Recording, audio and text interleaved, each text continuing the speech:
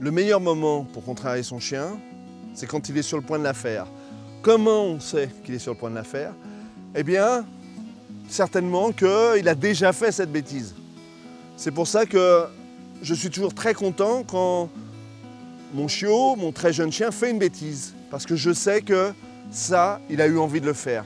Et que très certainement, il le fera à nouveau.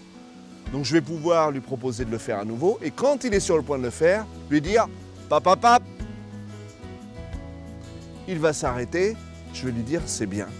Au moment où il est dans l'intention, parce que vous savez qu'il va le faire, vous voyez son regard, il est sur le point de... Là, vous contrariez. C'est très facile de contrarier une intention. Se fâcher une fois que la bêtise est faite, ça ne sert à rien. Votre chien va apprendre qu'il faut la faire en votre absence ou qu'il faut se dépêcher d'attraper cet objet et s'éloigner très vite de vous. Votre chien fait une bêtise, récupérez la bêtise qu'il a pris dans sa gueule, remettez les choses en ordre et reproposez-lui de faire ce comportement-là, mais corrigez, contrariez l'intention de la faire, le moment d'avant. On contrarie un chien verbalement.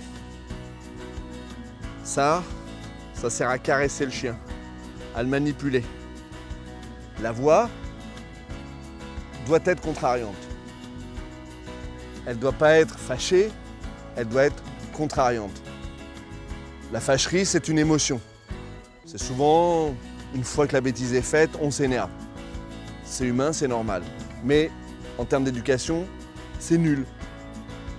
La contrariété, c'est une forme de communication pensée, envoyée vers le chien au meilleur moment, là où c'est le plus facile pour lui de la comprendre.